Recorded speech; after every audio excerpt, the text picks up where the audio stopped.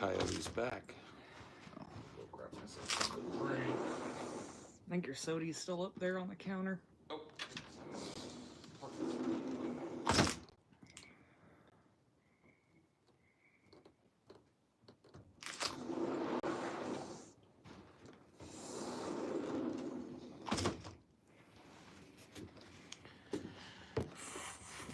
Liberty Jiffits.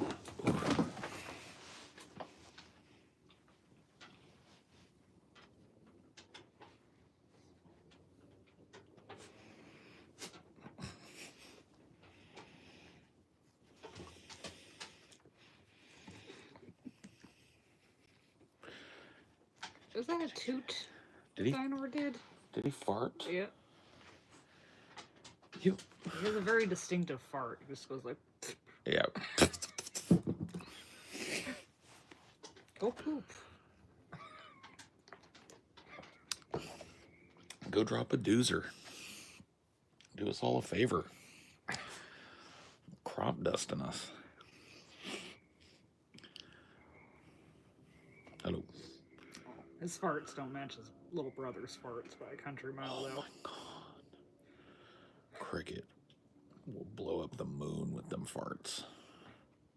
Not often.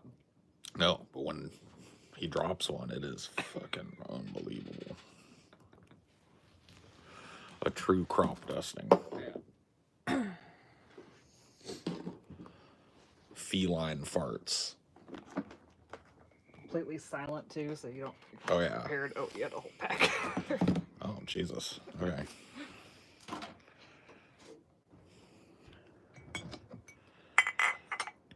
Howdy.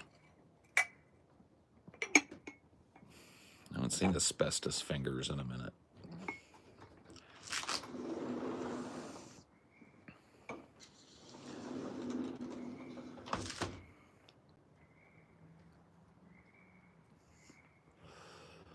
Good evening.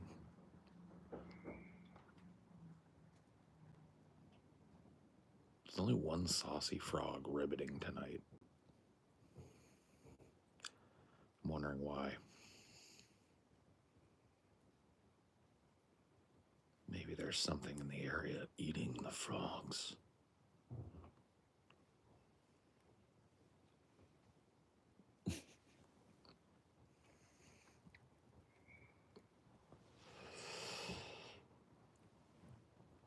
You bastards with the Kid Rock shit. I will not be gaslit. Okay?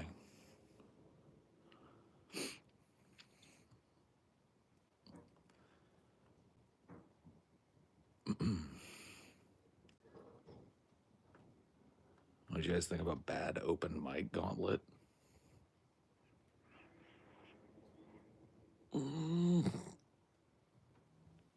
No.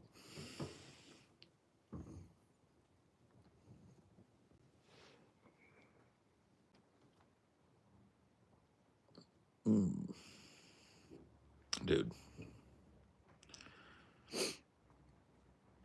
I saw this video. I know this is not news to a lot of people, but it was news to me. From today, where Trump is talking about, like, number one, Trump claims they're going to drop this 80,000 pages of documents on the JFK or whatever the fuck. There could be some crazy shit in that, but it's probably just going to be a bunch of boring investigative documents that really don't add any context or anything.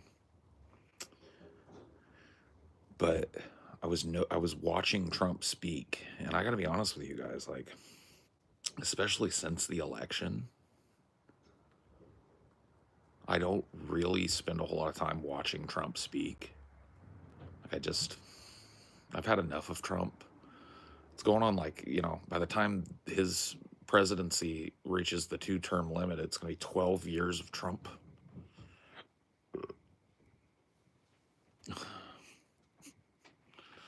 It's a little much for me.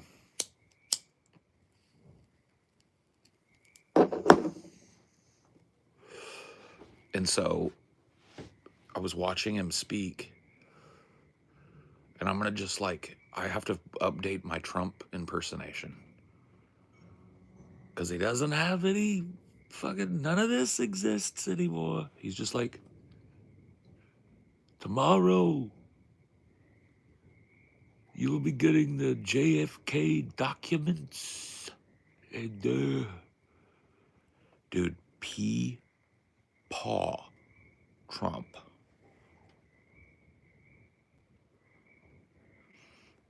Paw Trump. Maybe I just haven't noticed it, but that motherfucker looks old, raggedy, tired. You just saw a roach. I'm in the forest.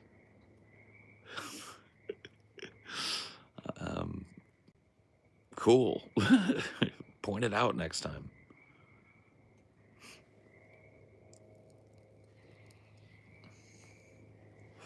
More than half the voting population. Ooh.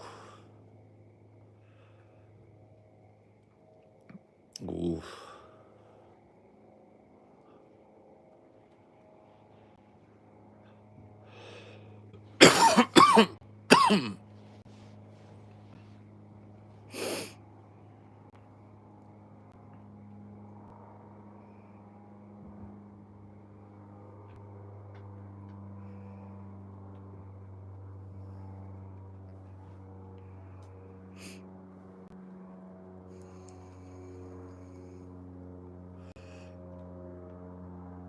I seen you in the North Pole making crystal meth.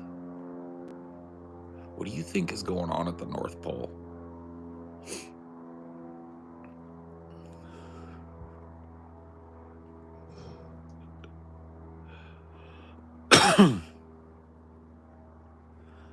It's the Big Lebowski. Oh my God, bro.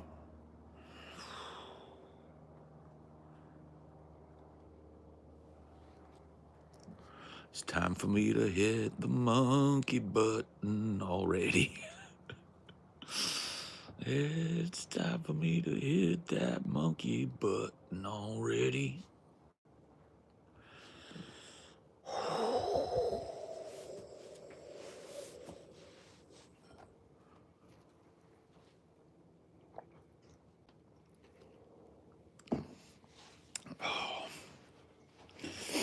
Dude, I shit you not. I literally shit you not. Trump was like, tomorrow they'll be releasing the documents. He kept like having to have somebody help him. He was like, what did they say, Caroline? How many? 280 pages, 80,000 pages of the documents of the JFK files. Everybody been waiting for the JFK. I was like,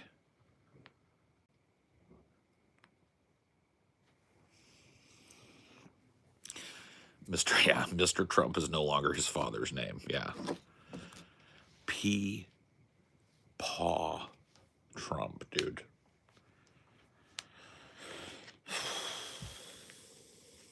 An elder statesman, yeah.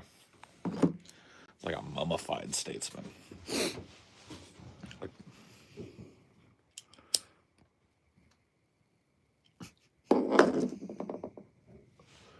Everybody, get a job. Tomorrow they'll be releasing a JFK file. How many page? Was that, Caroline? Yeah. 80 pages. 80,000 pages. Thank you, Caroline. It's like...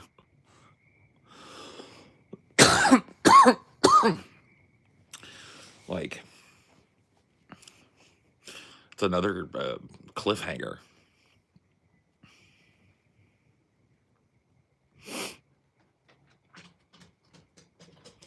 It's like last time around it was, can they keep Peepaw Biden alive and awake long enough to serve 2 terms? Answer, no. But can Peepaw Trump make his way through a full 2 terms? Find out on the America's new favorite show, Geriatric President.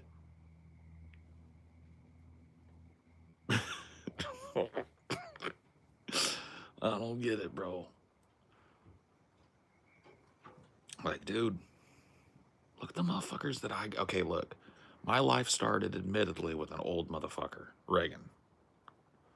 Right? Reagan was old. But then look at who we got. We got young, comb-overed George H.W. Bush.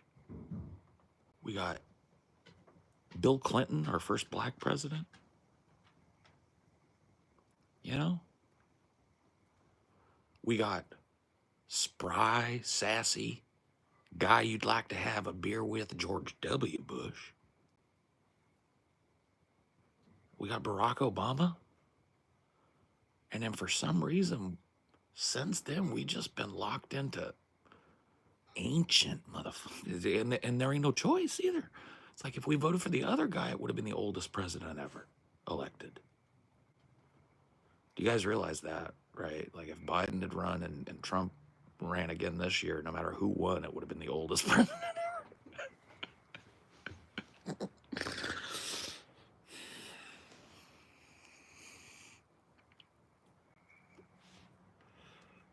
unbelievable.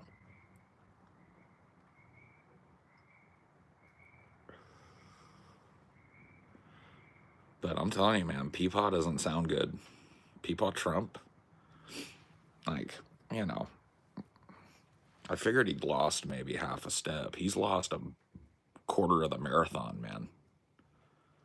I don't think Peepaw knows where he is. I don't think Peepaw has a fucking clue where he is, dude. I think Peepaw's living some sort of fantasy.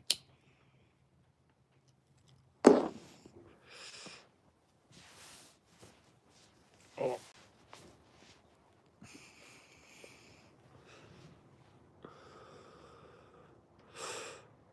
Yeah. We may need to put him in a home. A white home. A white home in the middle of Washington, D.C.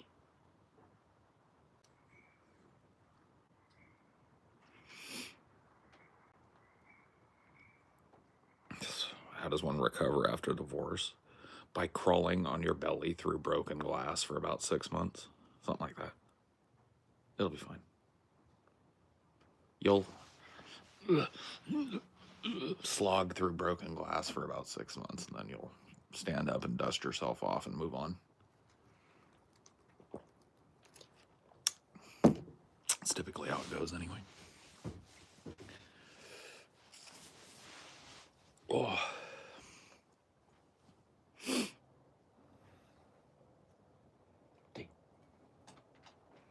How goes it? How goes the watch? You gonna go inside? Go inside.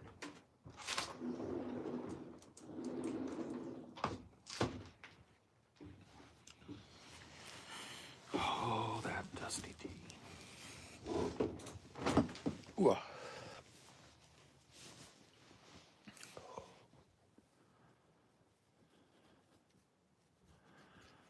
I see TJ's ghost vid.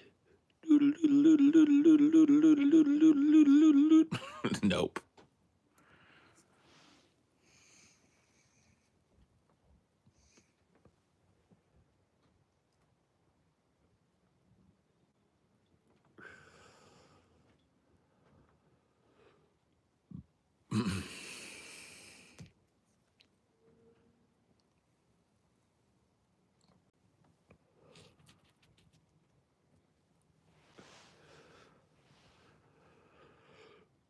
He said he was visited by a gray alien-looking thing.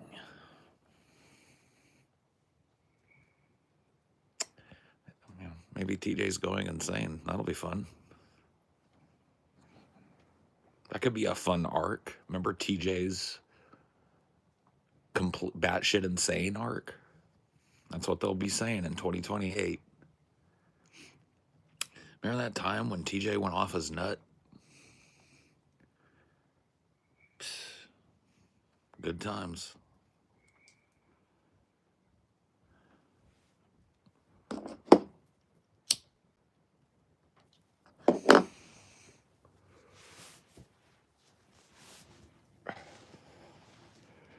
TJ's many paranormal experiences and not a video I would expect from him. Especially after he gave me such shit for telling my paranormal experiences and shit on DP. He used to poop on me, make fun of me. But now he's admitting that he too has seen the other side. He's seen what lies behind the veil. He ripped the fabric of reality and took a peek. Shame on you, TJ.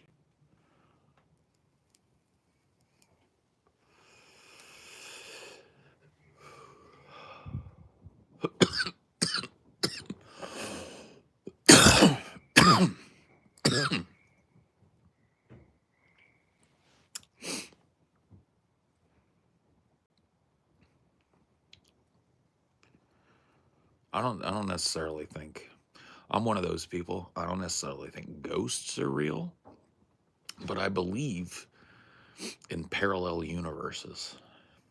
Maybe, possibly infinite parallel universes. And I believe that those universes can sometimes maybe bleed into one another. Maybe events in one universe that's very close to another universe bleed from one into the other. And there's some sort of kind of cross chatter between them. I wouldn't be surprised. I wouldn't be surprised.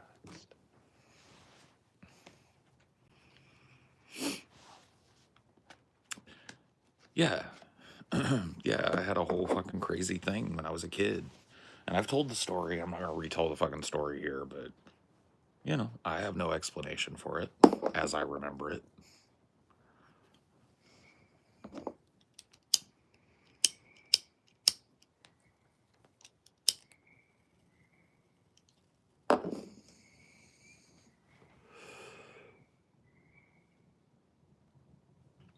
Both parties same.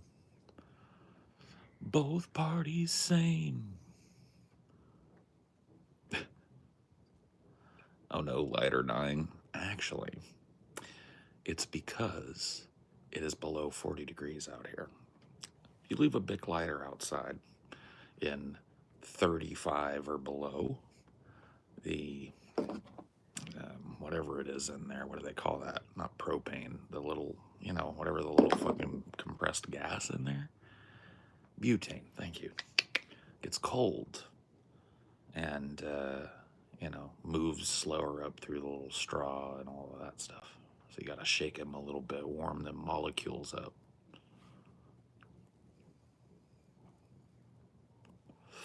And that's a science lesson with Paul.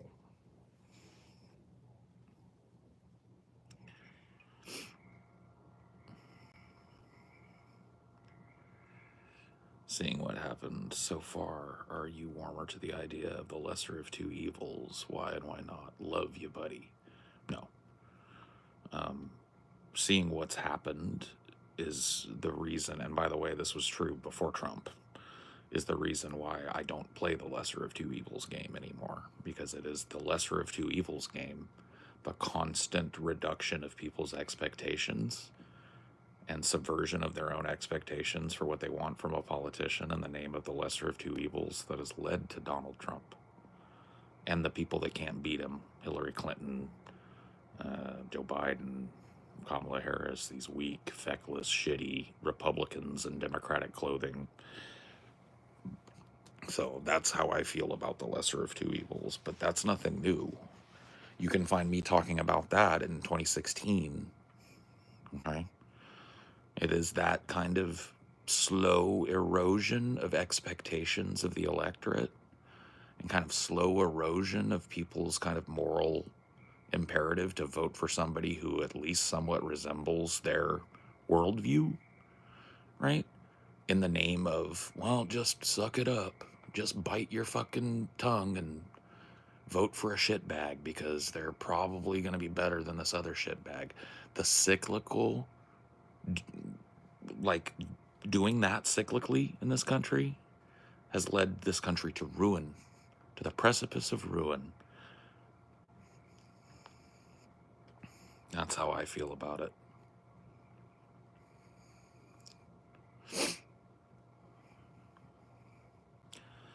I feel like if people don't start standing up to it, electorally and otherwise, I feel like that this country is pretty much going to have its late Roman Empire moment. And that's what I think.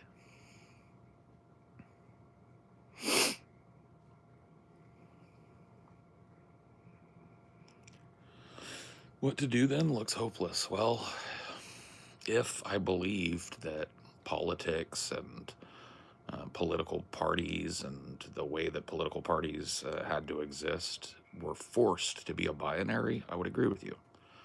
But seeing as how third parties are totally fucking available in this country and totally viable if enough people vote for them and support them, I think maybe it's time to start talking to people about ditching the Republicans and the Democrats and voting for like a workers' party, a party that looks after the blue-collar working class first and foremost. I don't know. Call me fucking crazy, but it might be time for us to start maybe thinking about a third, fourth, and fifth way. Because this playing ping pong back and forth between Republicans and Democrats ain't fucking doing it, guys. It ain't working.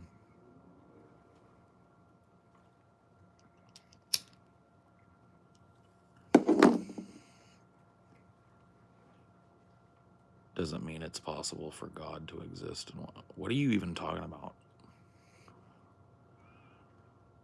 What do you mean? Doesn't it mean it's possible for God to exist? It's possible for a fucking like 17-headed dragon to exist. What are you talking about, bro? A Labour Party, not just the one shitty one the UK has. Yeah. Who would be a good leader for this proposed party? I don't know. Let's start looking. Let's start paying attention to these people that are leading these charges for union membership and these union presidents and stuff. Let's pick us a fucking radical labor candidate that's willing to break the fucking paralyzing cycle of ping-ponging back and forth quicker and quicker between these two parties as they race to become the same party. Like, let's jump ship on that. Let's force them to work for our votes and to listen to the electorate again. Because right now, the entire political process is entirely in the thrall of about 1% of people. You know what I mean? Millionaires, billionaires, they've got a say, and you don't. And, everybody loves to complain about how shit is hard for average people because of that. But nobody wants to talk about what we got to do to stop it.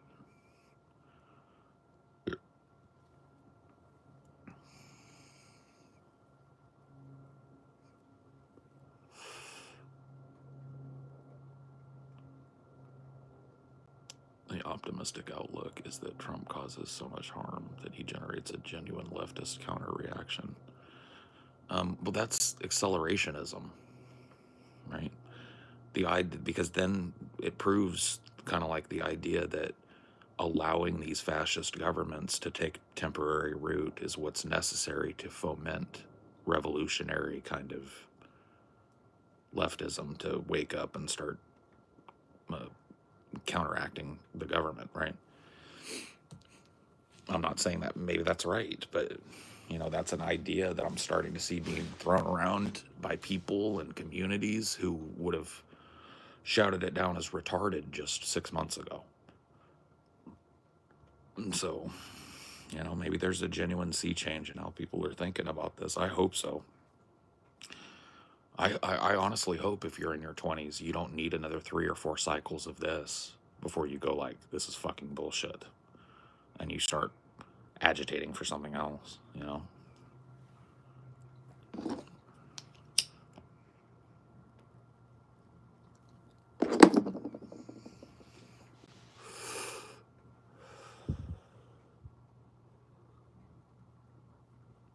Voosh seems to be all about accelerationism. Well, Voosh finds he's having an identity crisis right now because everybody hates the libs right now. The right wing hates the libs as per usual, and the left now super hates the libs because they're just being a bunch of lapdog losers.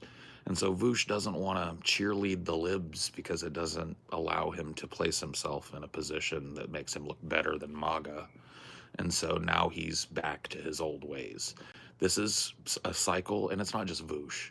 You'll notice this in tons of online political commentators. When there's an election cycle on and it's heated, they are the best little fucking get in line and be a fucking liberal cuck Democratic foot soldiers. And as soon as that's over, it's like they want to put their Che Guevara shirt back on. It's blatant. So if you don't notice the pattern, I would recommend you go and look at it, because some of these people have been streaming far long enough for you to see that pattern happen. Oh, now I'm an anarchist. Oh, now I'm just like literally a standard Hillary Clinton shitlib. Oh, now I'm an anarchist. Oop, now I'm a shitlib again. Oop, now I'm a radical rabble rouser. Now I'm a shitlib. It's like, if you don't start seeing the game, and this is something that I accused Vosh of years ago, the idea that he is funneling genuine leftist revolutionary sentiment into the meat grinder that is liberal politics and liberal politicians. It's starting to look like I was right about more than just Biden being a fucking narcissist. It's starting to look like that maybe Paul's ego had a point all along. Ooh.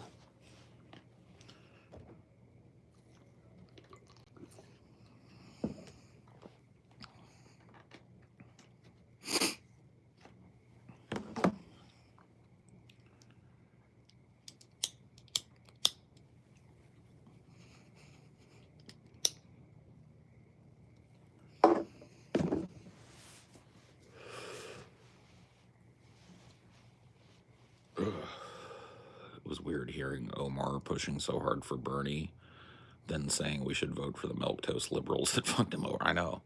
That's the confusing thing about these people, is that they're starting to run out of room to make this hypothetical, theoretical argument, because we've gone with them. The world has gone the way that they want it to go because they have attached themselves to the liberal order. And so, you know what I mean? When they're watching it all fall apart, and they're watching it all come apart at the seams, they're starting to grasp at straws. Are they leftists? Or are they conservatives? Are they libs? Or are they revolutionaries? Are they anarchists, accelerationists? Or are they just rank and file, get in line, vote blue no matter who electoralists? It just kind of depends, right? Kind of depends. And you saw the range of all of that in that Omar conversation. Dude, I don't know if you guys remember, dude was talking about revolution at the beginning. He was like, I don't want to get your channel in trouble, but I think when it comes to that, we need to just, you know what I mean. And it's like, okay, yeah. And then like 10 minutes later, he's screaming at me because I didn't vote for Joe Biden. It's like,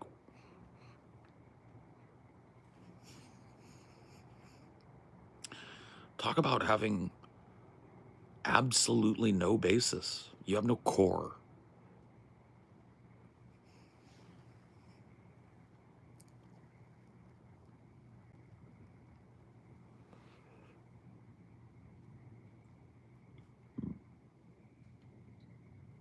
I'm giving a speech for class in a few days. How can you tell if your voice is loud enough without yelling?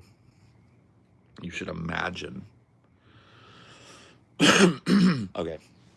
So if you're speaking in front of a room, you should imagine that your voice is a ball and you're bouncing it off of the back wall of that room.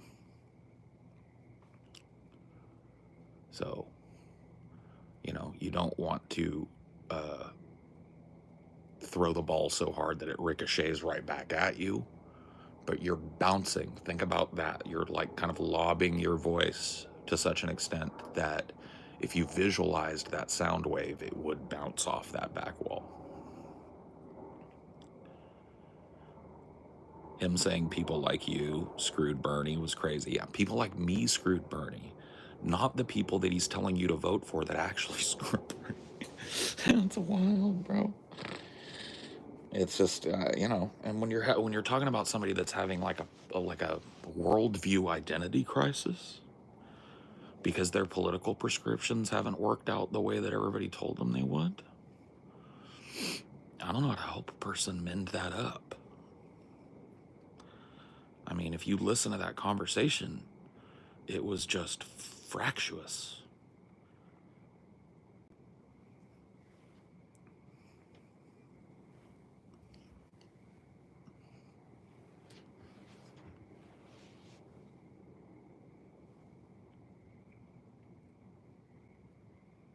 How will future historians view the Trump era? Probably around the same way that current historians view the Nero and Caligula eras. You know what I mean? You know, obviously Trump will be seen as an agent of what will be looked at in the far future, presuming that there are people still looking at our history at that point. This will be looked at as, an era of regression and a downward slide for one civilization into something new.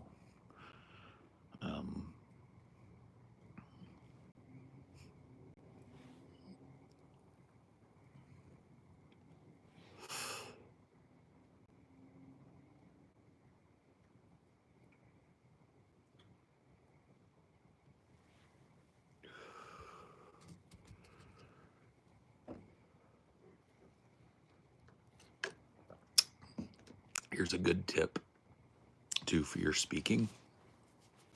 If you can, get a moment before you go into class or whatever privately to do a little warm up. You hold your hands like this in front of you and you let your jaw hang loose.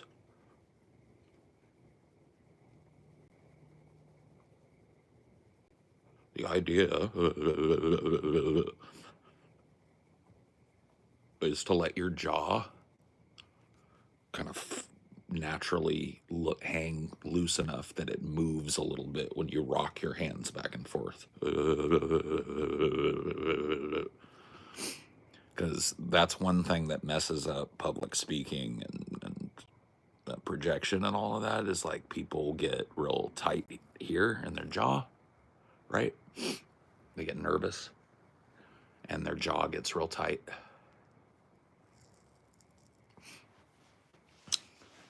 So loosen that up.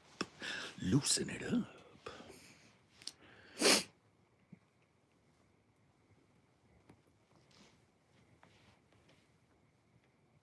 Whew. Whew. Do you think we're far off from what was the beginning stages of Nazism? I have to be honest with you. I am sick to death of the only lens by which we have to judge a downward slide in society is Nazis. I do not think it's the same. I think that we are playing an entirely different global game now than when the Nazis came to prominence. The world has globalized to such an extent that comparing the two movements is anecdotal at best, and I think it just gets people mired up in all of the emotion and passion of that time. All of the horrible things and tragedies that happened during that time, and it evokes a lot of emotional response. And I'm typically a more emotional guy, but this constant, like, everything loops back to Nazism.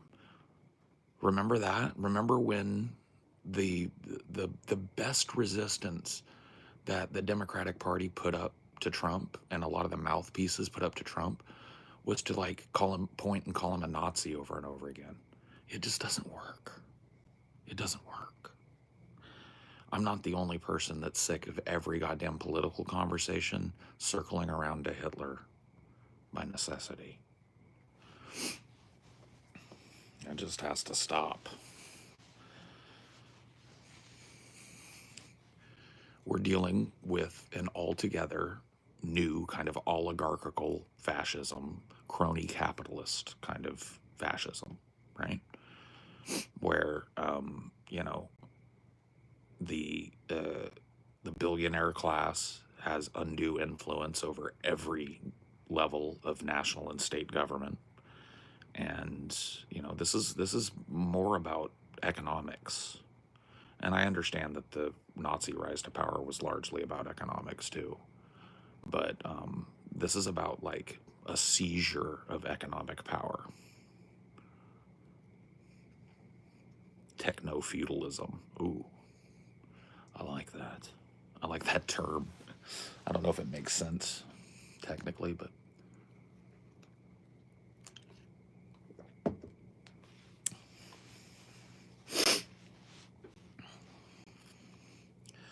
the problem is that most people don't know any obvious bad guys other than Nazis in the USSR. That's right.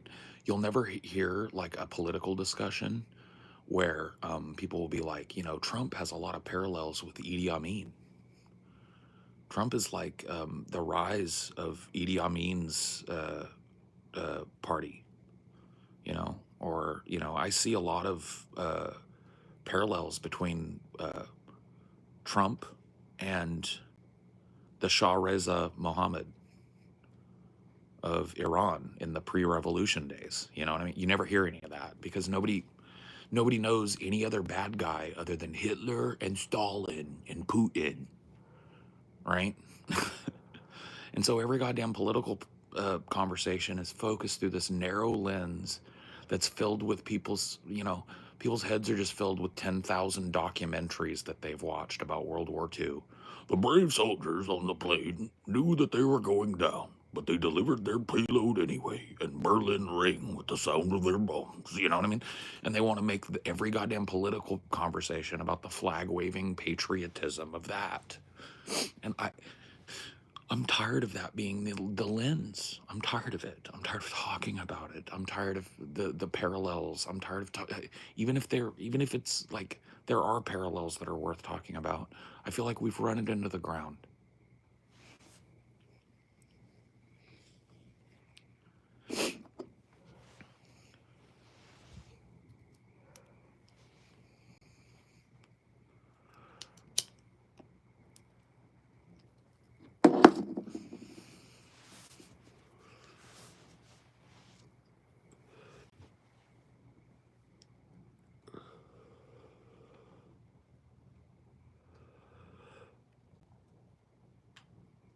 Gianni Varoufakis idea, check it out.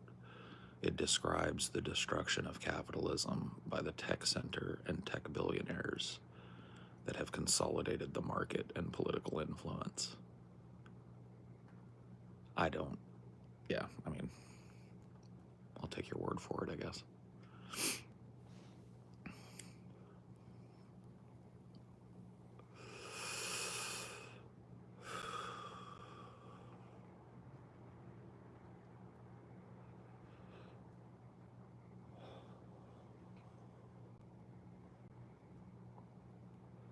What are your thoughts on America installing the former leader of Al Qaeda in Syria and second in command for ISIS as the leader of Syria? It's just another example of America funding both sides of a conflict. This is not new for America. America has been using weapons shipments to destabilize regional wars and to support coups since well before I was born. I mean, you can go way, way, way, way, way back and find some South American fuckery in the early 20th century. And then, you know, in a kind of a more modern sense, you've got, more fuckery in South America. You've got Iran, is a really big, obvious one. You've got these regime change wars in Iraq multiple times, Afghanistan, right? And so you start to understand that war is, from a political perspective, it's a one-sided deal. But from a money-making perspective, it's a multi-pronged affair.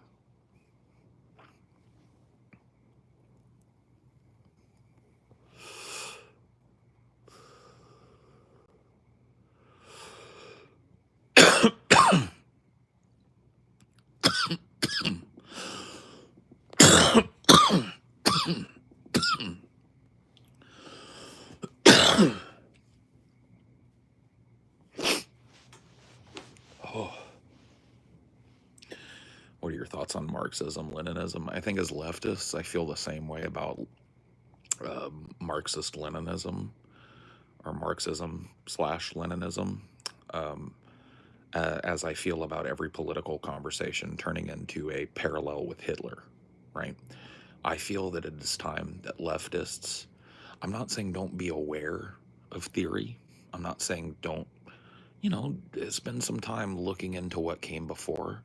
But I think that leftists desperately, desperately need a new angle, a brand new angle, because there is so much fuckery and so much misinformation and so little actionable politics that come out of those types of communities that I feel like they're just kind of like controlled opposition at this point.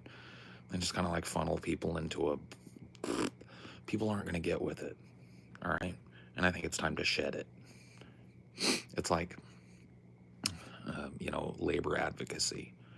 If I'm talking around down south, even if I agree with Marx and I agree with the rules that he set out establishing the International Workers Union, right? I'm not going to mention Karl Marx. I'm not going to mention the International. I'm not going to send them on a breadcrumb trail that's going to lead them to a video by Charlie Kirk warning them about Marxism, okay? There's no point. It's time to freshen up our ideas. I start to feel like sometimes when I'm having political conversations and the same old ideas are referenced over and over and over and over and over and over and over again in these conversations, I start to feel like we're trapped in a feedback loop. It's almost like we're pretending that people stopped having ideas in the 1800s, in like 1850 or 1860, or maybe like the early 20th century. Maybe like 1910 is when people stopped having important ideas. Like let's get past it. Let's find a new way to discuss it. Let's find a new path. That's how I feel about it.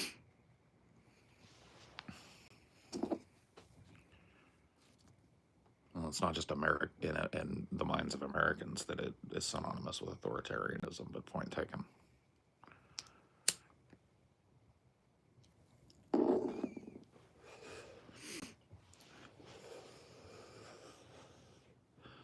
Let's strip the ideology down. Let's find out why it's not functioning. And let's rebuild something else. If not now, when?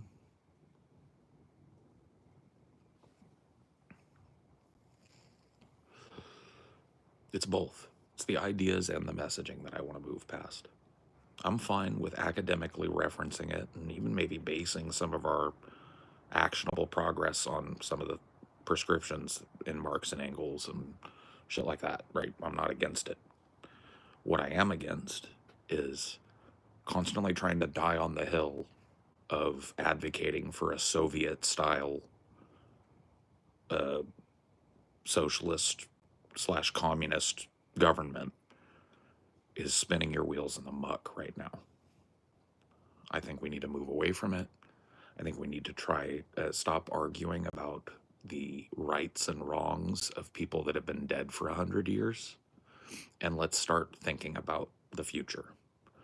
Let's start designing a world where the internet exists. Let's start designing an idea for a government in a world where the internet exists, where air travel exists. None of these things were even considered when our Constitution was written, yet they've radically changed how the world works. How about we start there? How about we start thinking like people that live in the modern world and start talking about what we like about how politicians operate and what we don't. Let's start building a party platform that appeals to people on the left and people on the right, because it focuses on them. It focuses on the health and well-being of the populace.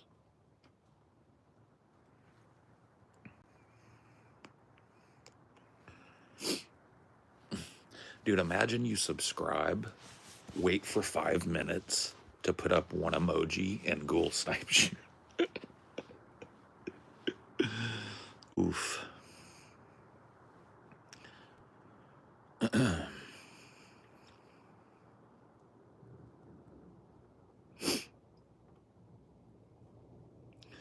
But yeah, anyway, that's where I'm at on that.